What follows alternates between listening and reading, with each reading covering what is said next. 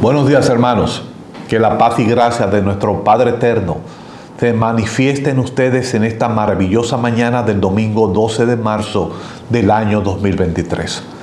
Hoy veremos nuestra última parada antes de llegar a la tierra de Israel. Se trata de la ciudad antigua de Éfeso. Aquí encontraremos las verdaderas razones por las cuales el apóstol Pablo, durante sus viajes en misiones, decidió vivir en esta más que ninguna otra ciudad. Antes de entrar en la reflexión, depositamos en las manos de nuestro Padre Celestial y de su Hijo Jesús todo el contenido del mismo. Oremos al Padre Eterno.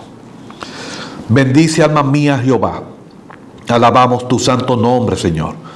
Te damos gracias por oír nuestras súplicas, porque tu oído se inclina hacia nosotros. Gracias, Señor, porque tu fidelidad es para siempre. Que la guía de tu Espíritu nos lleve al sustento de tu palabra, de tus estatutos, de tus mandamientos. Que tu misericordia sea con nosotros por los siglos de los siglos. Oramos en el nombre poderoso de tu Hijo Jesús. Amén, amén y amén. La mañana era preciosa cuando desembarcamos en el puerto de Kusadasi en Turquía. Este pueblo se localiza a unos 20 minutos de nuestro destino, la antigua ciudad de Éfeso. El autobús subió de manera rápida hacia la colina del Bulbul o colina del Ruiseñor. Aquí en la cima nos encontramos con lo que la tradición indica que fue la casa de María, la madre de Jesús. En esta se indica que vivió sus últimos años, donde fue trasladada por el apóstol Juan para evadir la severa persecución en contra de los seguidores del camino en Jerusalén. Este santuario es venerado tanto por los seguidores de la Iglesia Católica Romana como por los musulmanes. Para estos últimos, María tiene un lugar preponderante dentro de su comunidad de fe. Su nombre aparece mencionado en unas 70 ocasiones en 7 capítulos del Corán, y el capítulo 19 se le da el nombre de María. Desde esta colina nos trasladamos a la antigua ciudad de Éfeso. Aquí encontramos su gran teatro con una capacidad para 25,000 personas. Encontramos la gran biblioteca de Celso, que contenía unos 12,000 rollos, solo superada por la biblioteca de Alejandría y de Pérgamo. La inmensa avenida de los Curetes, con sus pisos de losetas de mármol, donde se localizan 3 grandes puertas: la de Hércules, la de Maceo y la de Mitrídates. En su lugar sur encontramos el ágora comercial. Observamos las ruinas del templo de Adriano y lo que se supone que sea la tumba de la hermana de Cleopatra. A unos 2 kilómetros de la ciudad se puede observar una simple columna de lo que resta del famoso templo de Artemisa. La historia nos dice que la ciudad fue fundada por los griegos jónicos en el año 9 a.C., localizada en la zona occidental de Asia Menor. Poseía en su momento el puerto más importante de toda la región, al día de hoy desaparecido por los sedimentos. En este gran puerto desembocaba el río Caistro. La ciudad era paso estratégico para el intercambio comercial entre los griegos, Roma y el Oriente. En un momento fue llamada la Luz y la primera gran metrópolis de Asia. En su puerto era donde desembarcaban los procónsules romanos cuando iban a tomar posesión de la provincia de Asia. Por otro lado, Ignacio de Antioquía llamó a Éfeso el camino real de los mártires, porque desde esta ciudad se conducía a los cristianos para echárselos a los leones en los famosos circos romanos. La ciudad era el centro de culto de Artemisa, o la diosa Diana, como las llamaban los romanos. El templo, en un momento, fue señalado como una de las 7 maravillas del mundo. Sus medidas impresionantes: 125 pies de largo, 220 pies de ancho. Tenía 120 columnas, cada una de ellas de 60 pies de altura. 36 de las mismas cubiertas de oro puro. Pero este templo no solo era un lugar de culto, era una guarida para criminales y un centro de inmoralidad. Servía como derecho de asilo para cualquier criminal, el cual hubiese infringido la ley, y le brindaba inmunidad si éste podía llegar hasta el templo. Tenía centenares de sacerdotisas, que eran en realidad una especie de prostitutas sagradas. Si esto no fuese suficiente, la ciudad era un centro famoso de superstición pagana, con sus calles llenas de vendedores de amuletos y encantamientos con aparentes remedios contra cualquier tipo de enfermedad, contra la mala suerte, inclusive contra la esterilidad. La ciudad fue parcialmente destruida por un terremoto en el año 29 después de Cristo y reconstruida por Tiberio, el emperador romano. De todas las ciudades a las cuales el apóstol Pablo visitó en todas sus misiones, en Éfeso, es donde mayor parte del tiempo residió. Estuvo aproximadamente unos 3 años. La tradición nos dice que Timoteo, el discípulo amado de Pablo, fue obispo de esta iglesia. Aquí también nos encontramos a Aquiles, a Priscila y a Apolos. Posteriormente, el lugar fue la residencia del apóstol Juan. En tan solo 41 versículos del capítulo 19 del libro de los Hechos, se nos presentan estos 3 años de intensa lucha en la vida del apóstol Pablo. En primer lugar, se nos dice lo siguiente: al llegar a la ciudad, se encontró con unos discípulos, los cuales se habían quedado en la enseñanza de Juan el Bautista. Conocían del arrepentimiento y del juicio de Dios, pero no conocían de Jesús y mucho menos conocían del bautismo en el Espíritu. No habían llegado a conocer la verdadera nueva de la salvación. Esto nos lleva a una enseñanza extraordinaria de que podemos tener arrepentimiento, pero estar fuera del conocimiento de Jesús y a la vez fuera del Espíritu Santo, sin el cual no habrá nunca un evangelio completo. Podemos arrepentirnos, podemos desear cambiar, podemos querer transformarnos, llevar nuestra vida de pecado hacia la imagen de Dios, pero todo será en vano hasta que el Espíritu de Dios no more dentro de nuestros cuerpos. En segundo lugar, encontramos que Pablo comenzó a predicar en la sinagoga, pero su trabajo resultó imposible a causa de la oposición de algunos judíos. Decidió entonces mudarse a la academia de un filósofo que se llamaba Tirano. Pablo daba clases desde las 11 de la mañana hasta las 4 de la tarde, como lo podemos encontrar en un manuscrito griego de aquel tiempo. La enseñanza aquí resultó ser maravillosa.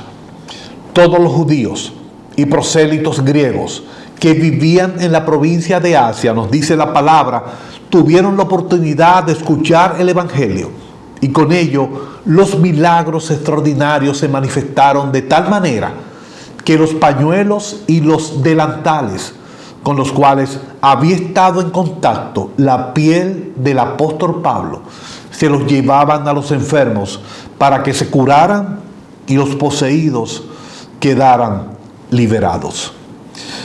En tercer lugar, la palabra nos dice que la ciudad era un lugar donde todo el mundo creía que las enfermedades eran posesiones de los espíritus malos.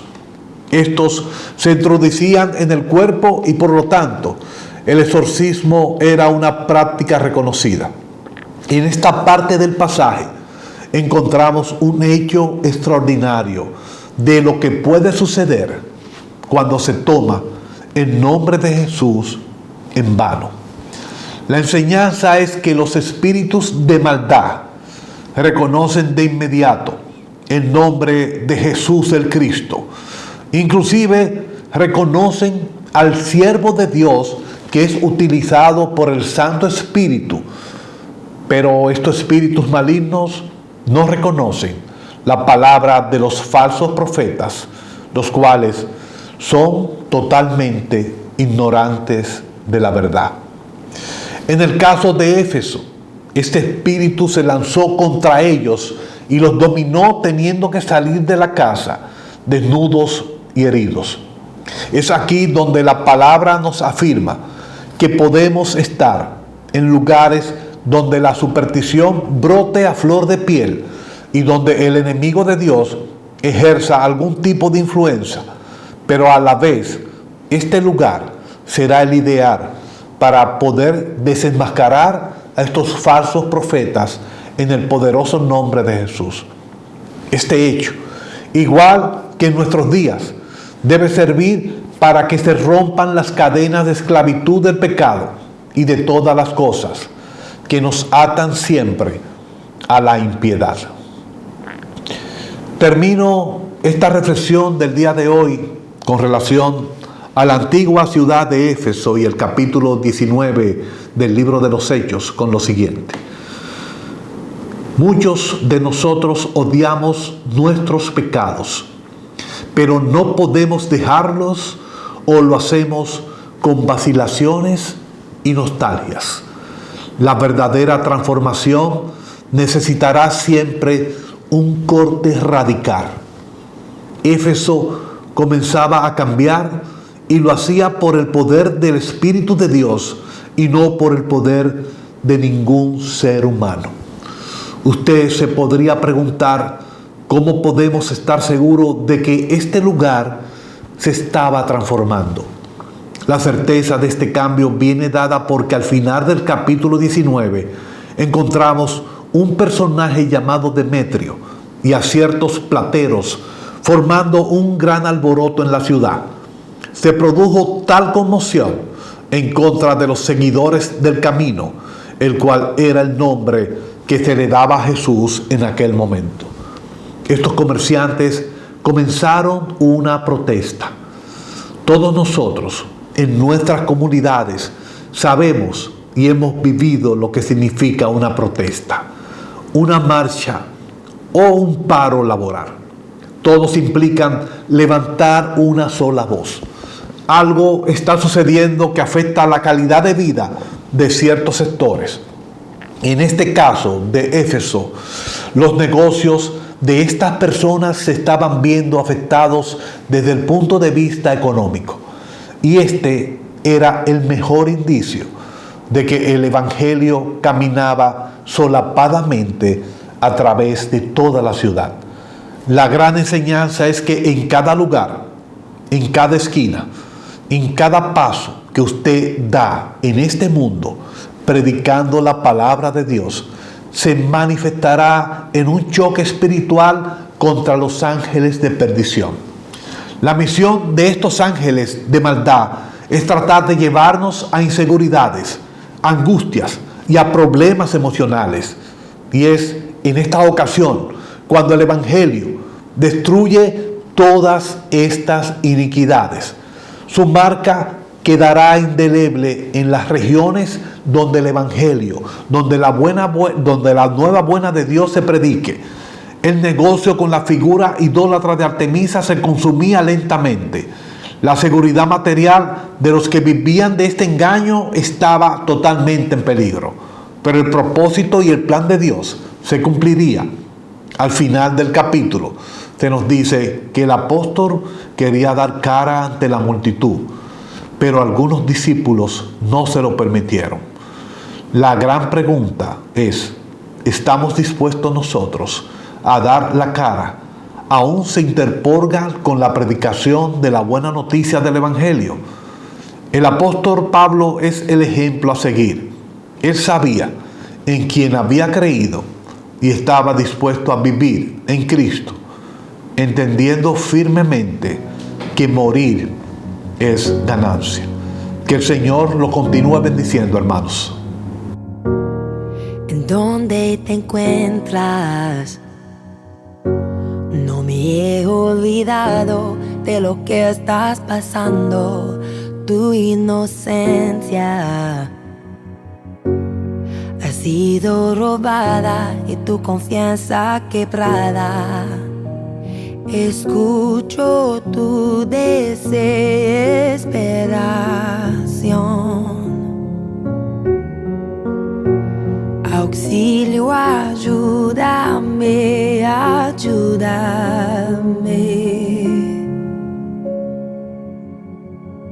Te defenderé siempre, nunca solo pelearás. Creo que te rescataré. No hay distancia que nos separe o te deje indefenso. Seré tu escudo, seré tu resguardo en todo momento. Escucho tu desesperación. Auxilio, ayúdame, ayúdame. Te defenderé siempre, nunca solo pelearás. Creo que te rescataré.